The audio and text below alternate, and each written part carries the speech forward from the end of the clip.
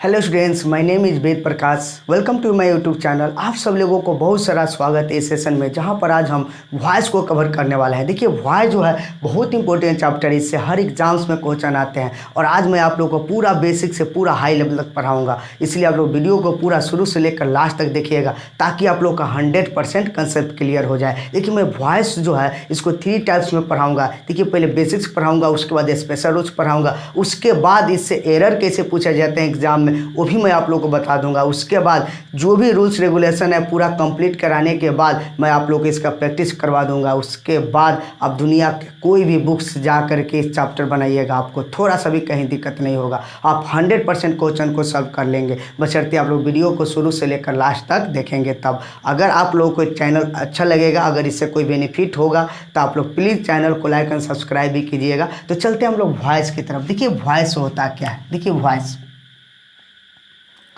Who या वाट।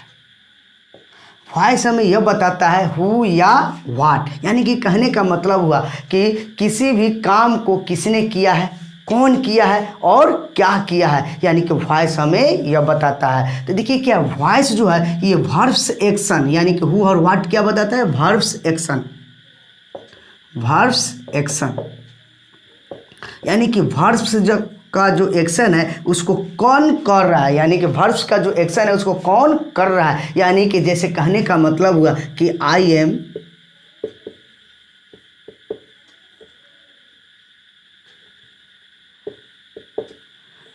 Teaching you. I am teaching हूँ, मैं आपको पढ़ा रहा हूँ। यहाँ पर देखिए, मैं आपको पढ़ा रहा हूँ यानी कि मैं क्या हूँ, एक्टिव हूँ। यानी कि पढ़ाने का काम कौन कर रहा है, मैं। तो यहाँ पर मैं क्या है जी, एक्टिव है, यानी कि मैं आप लोग को पढ़ा रहा हूँ। यानी कि यहाँ पर काम को कौन कर रहा है जी, आई। तो यानी कि मैं क्या हो गया, यहाँ पर एक्टिव हो गया। एक्टिव हो गया तो जिसमें सब्जेक्ट एक्टिव होता है, ठीक है, उसी को हम लोग क्या बोलते हैं, एक्टिव वॉइस हो रहा है। और मैं आपको पढ़ा रहा हूँ और आप मेरे द्वारा पढ़ाए जा रहे हैं, यानी कि तुम्हें मेरे द्वारा पढ़ाया जा रहा है। यानी कि ये क्या हो गया, आपका पैसिव हो गया। यानी कि मैं जो है काम कर रहा हूँ पढ़ाने का और आप काम कर रहे हैं रिसीविंग का काम कर रहे हैं, यानी कि रिसीवर का काम कर रहे हैं। तो यानी कि एक्टिव हो गया, जिसमें सब्जेक्ट एक्टिव होता है उसे हम लोग क्या बोलते हैं, एक्टिव वॉइस। अब देखिए, यहाँ पर इसी को अगर हम लोग लिख देंगे, यू आर बीइंग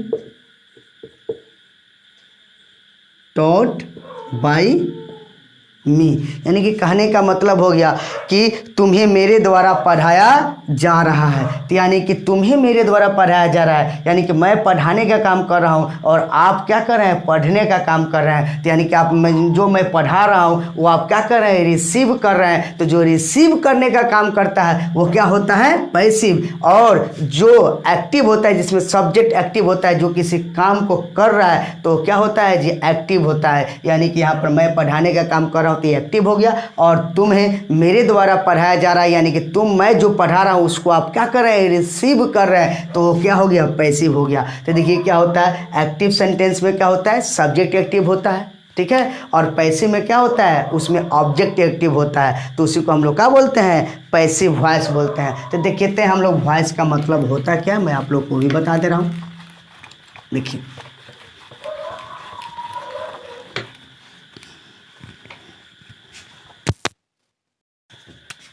देखिए, वॉइस जो होता है दो तरह का होता है, एक होता है एक्टिव, एक क्या होता है, पैसिव, ठीक है ना। एक होता है एक्टिव और दूसरा क्या होता है, पैसिव। यानी कि एक्टिव का मतलब क्या होता है, active means subject is doing an action, यानी कि सब्जेक्ट जो है वो किसी काम को कर रहा है, यानी कि वो क्या होता है, एक्टिव होता है। और पैसिव का मतलब क्या होता है, मीन्स सब्जेक्ट इज रिसीविंग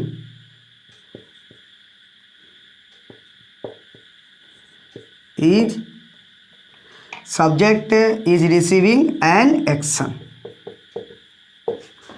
यानी कि एक्टिव का मतलब होता है कि subject is doing an action, और पैसिव का मतलब होता है कि subject is receiving an action, वही क्या होता है आपका पैसिव होता है। लेकिन एग्जाम्स में देखिए क्या होता है, प्रॉब्लम्स कहाँ होता है, एग्जाम्स में प्रॉब्लम्स वहाँ होता है कि हमको ये नहीं पता होता है कि ये सेंटेंस जो है वो एक्टिव है या पैसिव है। जब तक हमको ये नहीं पता चलेगा कि ये सेंटेंस मेरा एक्टिव है कि पैसिव है, आपको 100% कंसेप्ट क्लियर नहीं होगा। और वही मैं आप लोगों को कंसेप्ट क्लियर कर दूंगा, और मैं आप लोगों को जब भी एरर पढ़ाऊंगा इससे तो आपको पूरा कंसेप्ट क्लियर हो जाएगा। आप कोई भी क्वेश्चन को देखते देखते बता दीजिएगा कि ये सेंटेंस मेरा एक्टिव में है और ये पैसिव में है। अगर ये पहचान लिए तो कोई भी क्वेश्चन को आप आराम से बना लेंगे। तो यानी कि देखिए क्या होता है, एक्टिव मीन्स क्या होता है, subject is doing an action, और पैसिव मीन्स क्या होता है, subject is receiving an action. यानी कि अगर सब्जेक्ट रिसीव कर रहा है तो क्या कहलाएगा, पैसिव। अगर सब्जेक्ट किसी काम को कर रहा है तो क्या कहलाएगा, एक्टिव कहलाएगा। तो चलिए यहाँ पर थोड़ा सा एक एग्जाम्पल दे रहा हूँ।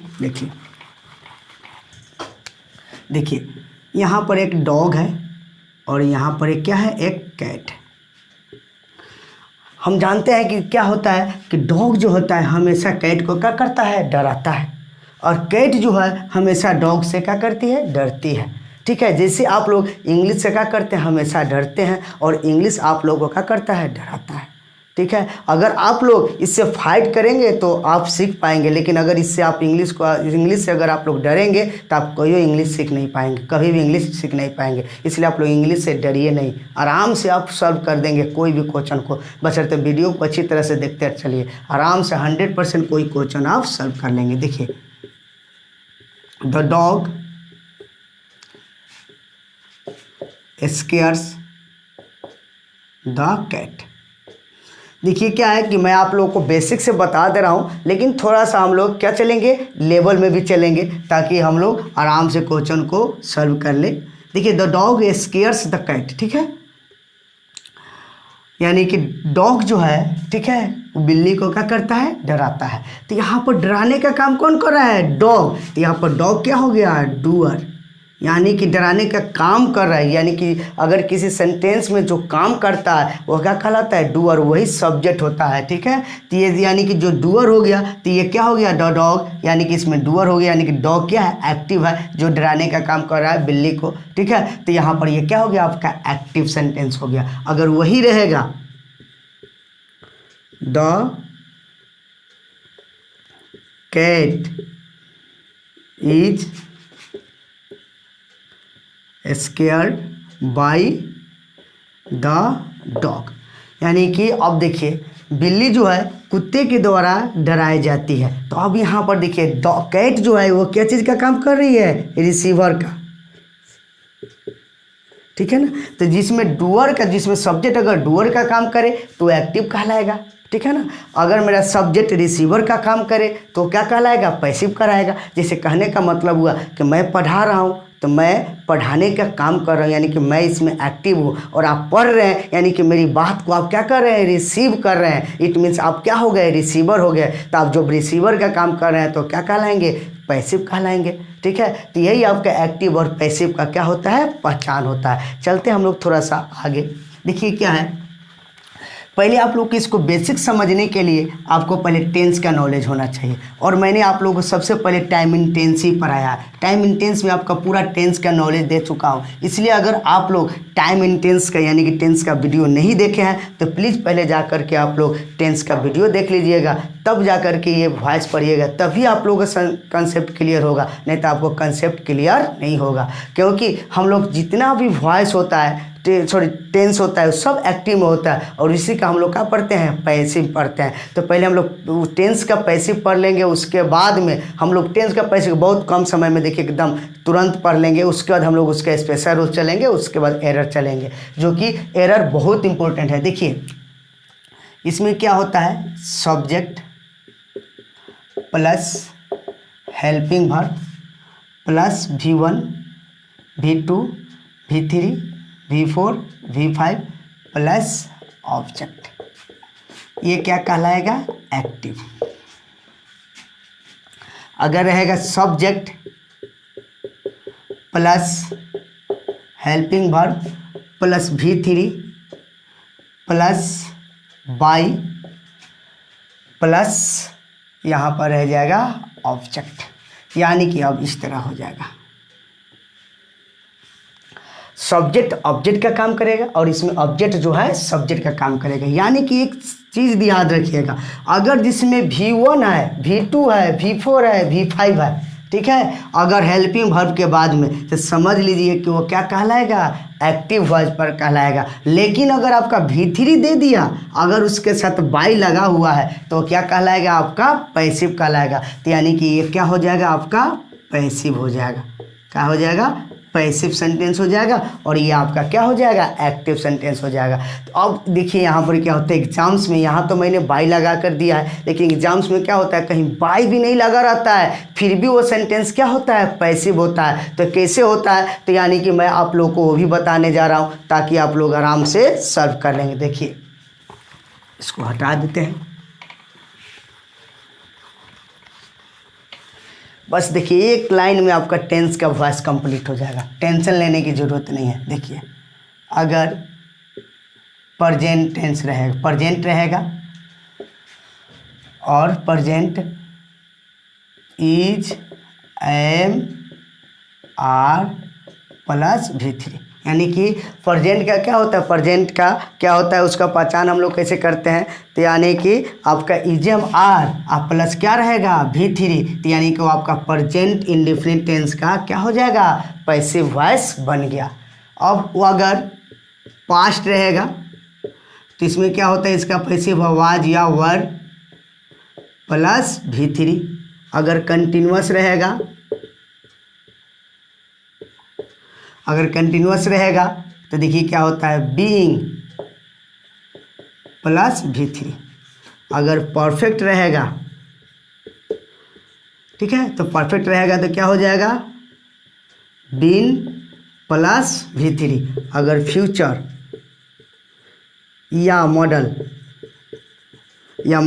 जो रहेगा, तो देखिए क्या होता है, बी प्लस V3। देखिए क्या होता है, फ्यूचर मतलब शैल विल के बाद में बी प्लस V3, या model shell will can could, यानी कि शैल विल कैन कुड में माई डेयर, ये सब क्या होता है, मॉडल होता है, ठीक है। उसके बाद भी हम लोग बी लगा करके वर्ब का तीसरा रूप लगा देते हैं, तो क्या हो जाता है, पैसिव हो जाता है। यानी कि ये सब पैसिव, प्रेजेंट यानी कि प्रेजेंट इंडेफिनिट का पैसिव वॉइस क्या होता है, इजएमआर प्लस V3। पास्ट इंडेफिनिट का वाज वेयर प्लस V3। अगर प्रेजेंट कंटिन्यूअस का, तो यानी कि इजएमआर के बाद में बीइंग प्लस V3। अगर पास्ट कंटिन्यूअस का, यानी कि वाज वेयर के बाद में बीइंग प्लस V3। परफेक्ट का, तो यानी कि बीन प्लस V3, यानी कि प्रेजेंट परफेक्ट का तो बीन प्लस V3। अगर पास्ट परफेक्ट का तो बीन प्लस V3, यानी कि had plus been plus V3। और फ्यूचर रहेगा तो शैल विल के बाद में बी लगाकर वर्ब का तीसरा रूप लगा देंगे, तो क्या हो जाएगा, वो फ्यूचर इंडेफिनिट का या मॉडल का, कोई भी मॉडल का अगर हम लोग पैसिव बनाएंगे, विल कैन कुड में माई डियर या नीड जो भी होता है मॉडल वर्ब, ठीक है, उसका पैसिव वॉइस कैसे बनेंगे, बी प्लस V3। यानी कि कहने का मतलब हुआ कि अगर सब्जेक्ट प्लस सब में मानिए सब्जेक्ट प्लस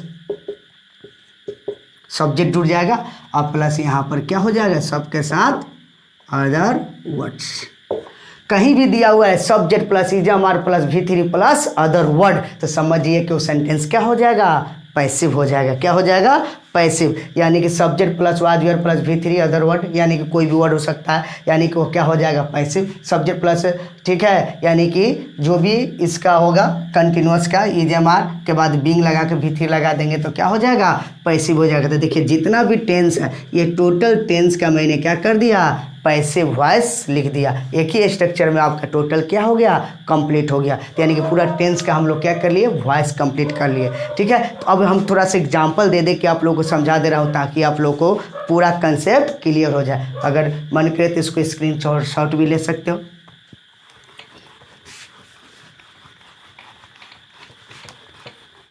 चलते हम लोग एग्जाम्पल पर। देखिए एक एक्टिव सेंटेंस है, उसको हम लोग क्या करेंगे, पैसिव करेंगे। जैसे लिखा हुआ है यहाँ पर, ही ईट्स अ मैंगो, ये क्या है, एक्टिव में है, ठीक है, क्योंकि subject plus V5 plus object ये एक्टिव में है। और ये कौन सा टेंस है, प्रेजेंट इंडिफिनिट टेंस है, क्योंकि यहाँ पर ये क्या है, V5 है। जिसमें V1 या V5 रहता है उसे क्या बोलते हैं, प्रेजेंट इंडिफिनिट टेंस बोलते हैं। इसलिए आप लोग अगर टेंस का वीडियो नहीं देखे होंगे तो प्लीज़ वो वीडियो देख लीजिएगा, तब आप लोग ये वीडियो देखिएगा, तभी आपको ज़्यादा बेनिफिट होगा। चलते हम लोग इसको पैसिव करते हैं। देखिए पैसिव में हम लोग क्या करेंगे, पहले ऑब्जेक्ट को यहाँ लिख देंगे ए मैंगो।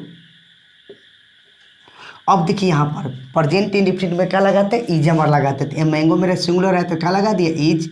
उसके बाद में यहाँ पर लिख देंगे ईटेन, उसके बाद बाई और ही। देखिए यहाँ पर ही क्या है, सब्जेक्ट, और सब्जेक्ट का क्या हो जाता है, ऑब्जेक्ट हो जाता है। तो ही का ऑब्जेक्ट क्या हो जाएगा, हिम हो गया। तो ये आपका क्या बन गया, पैसिव बन गया। एक एग्जाम्पल और दे रहा हूँ आप लोगों को, जैसे रहेगा